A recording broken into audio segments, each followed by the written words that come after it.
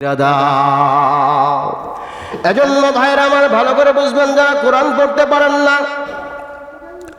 আপনাদেরকে আমি একটা উৎসাহ দিয়ে দেই, যারা কোরআন পড়তে পারেন না, যে কয়টা সূরা পারেন এই সূরার আমল করতে থাকেন, যে কয়টা সূরা পারেন এই সূরার আমল করতে থাকেন। আপনি কোরআন পড়তে পারেন না, 5 ওয়াক্ত নামাজ পড়ে পড়ে আপনি কোরআনটারে চুম্মু খান, আপনি বুকের ভিতরে জড়া ধরেন, এই কোরআন কাল কিয়ামতের ময়দানে নাজাতের ফয়সালা করে দিবি। বন্ধুরা আমার, তৃতীয় ব্যক্তির কাছে যখন যা হলো, জিবরাইল আমিন যা বলেন, ও ভাই, আমি একজন পথিক, অনেক দূর থেকে আসছি, আপনার এখান থেকে আল্লাহ রাস্তায় আমাকে একটা ছাগল দিয়া দেন। লোকটি এবার বলতেছেন, তোমার যত লাগে তত ছাগল তুমি আল্লাহ রাস্তায় নিয়ে নাও। জিবরাইল আমিন ডাক দিয়ে বলো, ভাইরা, তোমাদের 3 জন ব্যক্তিকে আমার আল্লাহ পরীক্ষার জন্য আমাকে পাঠাইছে। এই 3 জন ব্যক্তি তোমরা পরীক্ষার ভিতরে অন্ধ তুমি ছিলা, চোখের দৌলত তুমি বুঝছো রে, আমার আল্লাহ এই পরীক্ষার ভিতরে তোমারে পাশ করায় দিছে। এজন্য ভাইয়ের আমার, দুনিয়ার ভিতরে আমাদের পরীক্ষা আসবে। দেখেন না, দুনিয়ার ভিতরে ছোট্ট ছোট্ট পোলাপান যখন পরীক্ষা দেয়, আবার এসএসসি পরীক্ষা দেয়, একবার পরীক্ষা দেওয়ার পরে দ্বিতীয়বার চান্স থাকে, তৃতীয়বার চান্স থাকে। কবরের পরীক্ষা আমাদের একবার হবে রে, এই কবরের পরীক্ষার ভিতরে একবার পরীক্ষা আসবে। যখন ফেরেশতারা বলবে আমার রব্বুকা, আমি আপনি যখন কোরআনুল কারীম পড়তে পারবো, কোরআন যখন আমরা পড়তে পারবো, সূরা ইখলাসের তেলাওয়াত আমরা নামাজ পড়া করি, কুল হু আল্লাহু আহাদ আল্লাহুস সামাদ লাম ইয়ালিদ ওয়া লাম ইউলাদ ওয়া লাম ইয়াকুল লাহু কুফুয়ান আহাদ। আমি আপনি যখন এই সূরা ইখলাস যখন 3 বার তেলাওয়াত করব, আল্লাহ রাব্বুল আলামিন বলেন, ও আমার বান্দা বান্দি, তোমরা শোনো, তোমরা যখন 3 বার কোরআনুল কারীমের সূরা ইখলাস তেলাওয়াত করছো, এই এক খতমের কোরআনের সব বান্দা তোর আমলনামায় দেওয়া হলো। শুধু তাই নয় বান্দা, একটু নিয়তটা পাল্টায় ফেলবা। তুমি বলবা, বাবা আদম থেকে নিয়ে যত মুমিন মুসলমান কবরে শাহিদ আছে, আল্লাহ সকলের কবরের ভিতরে সব পৌঁছায় দাও। আমাদের মুরব্বী ইকরাম বলেছেন, আল্লাহ রুলিল্লাহ বলেছেন, সাহাবীরা বর্ণনা করেছেন যে এই নিয়তটা করার খাতিরে আল্লাহ রাব্বুল আলামিন সমস্ত মুমিন মুসলমানের কবরের ভিতরে এক খতম কোরআন শরীফের সওয়াব দিয়া দিবে। বন্ধুরা আমার, ভালো করে বললাম, আজকের বয়ান তো শবে বরাত উপলক্ষে আমাদের বয়ান। এই রাত্রে আমাদের করণীয় কি, কাজ কি, আমরা কি করতে পারি, ভালো করে শুনেন। এই রাত্রি আমাদের অনেক সওয়াব আছে, অনেক সওয়াব আছে। শোনো, আমরা যদি 3টা রোজা থাকতে পারি, আমরা যদি 3টা রোজা রাখতে পারি, রাসূল সাল্লাল্লাহু আলাইহি সাল্লাম বলেছেন, আমার উম্মতের ছোট্ট ছোট্ট গুনাহগুলি আল্লাহ মাফ করে দিবে। এরপরে উপকার কি বলেন? বলে রোজা রাখার উপকার হলো, সামনে রমজান মাস আসতেছে, কথা বলেন ঠিক কিনা? এই রমজান মাসে এই রোজা থাকার কারণে আল্লাহ রমজান মাসের 30টা রোজা ওই বান্দা বান্দিকে সহজ করে দিবেন। এজন্য আল্লাহ পাক রব্বুল আলামিন বলেন, শাহরু রমাদানাল্লাযী উনজিলা ফীহিল কুরআন।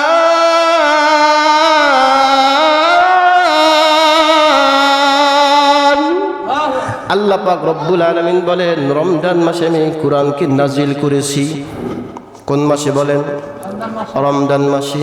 রাত্রি কি বলে? ইন্না আনজালনাহু ফি লাইলাতিল কদর। সুবহানাল্লাহ জোরে।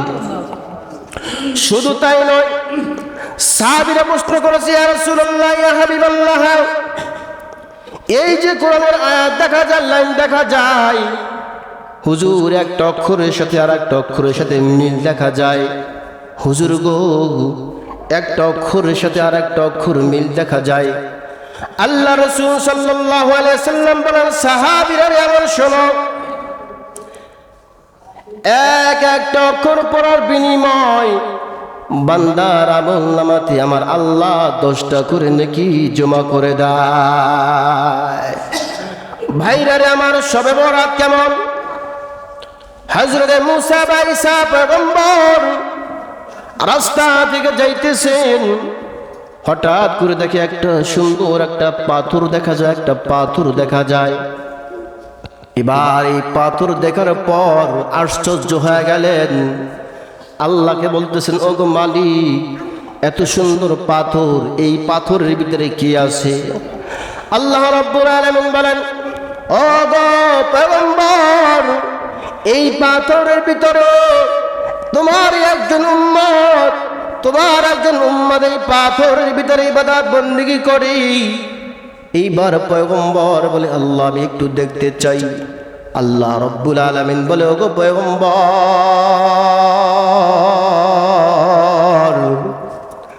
আপনি তাকে দেখতে চাইলে পাথরের ভিতরে বাড়ি মারেন। পাথরের ভিতরে যখন বাড়ি মারা হয়, 2টা খণ্ড হয়ে যায়। এই 2টা খণ্ড হওয়ার সাথে সাথে এবার ওই পয়গম্বর দেখতেছেন সিজদা অবস্থায়, নামাজি অবস্থায় ওই ব্যক্তি আছে। বলেন না সুবহানাল্লাহ। নামাজ শেষ করার পর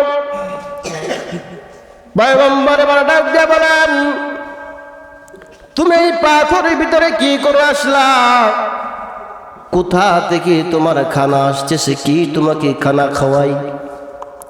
এবার লোকটি ডাক দিয়ে বলেন, আমার মা আমার জন্য দোয়া করেছে, আল্লাহ আমার এই সন্তানকে তুমি জান্নাতি খাওয়ান খাইবা।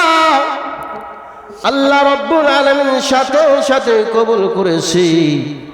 মা বাবা যখন সন্তানের জন্য দোয়া করতে থাকবে আর বলতে থাকবে, আল্লাহ আমার এই সন্তানকে এই জামানার বড় আলেম বানায়া দিবেন, আমার এই সন্তানকে এই জামানার বড় হক্কানি আল্লাহ আল্লাহ বানায়া দিবেন।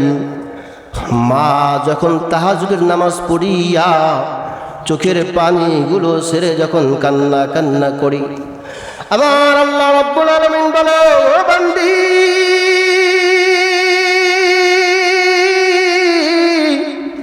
ও বান্দা, তোর ওই সন্তানের জন্য কেঁদেছ, চোখের পানিগুলো ছেড়েছ, যা যা যা, আমি আল্লাহ তোর এই সন্তানকে কোরআনের হাফেজ বানিয়ে দিলাম।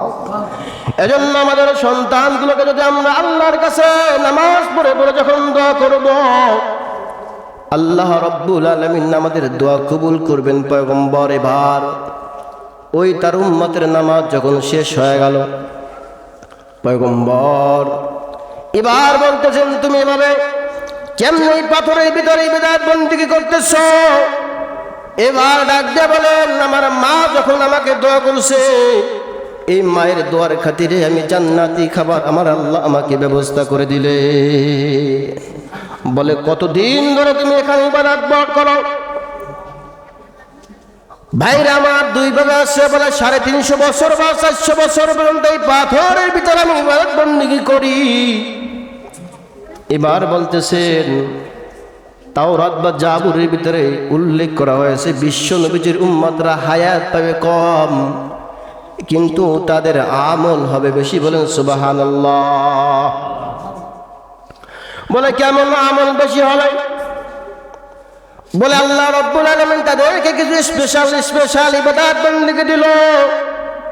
বলে, আল্লাহ রাব্বুল আলামিনের ওই বান্দারা, বিশ্ব নবীজির ওই উম্মতরা জুমার দিন যখন জুমার নামাজ পড়তে আসে আর আল্লাহকে যখন বলতে থাকি, আল্লাহ আমার এই বুঝি জীবনের শেষ নামাজ, আল্লাহ মাফ করে দাও, স্পেশাল একটা ইবাদত।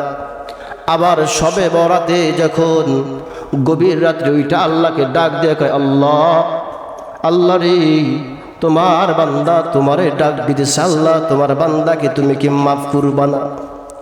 রব্বে কারীম।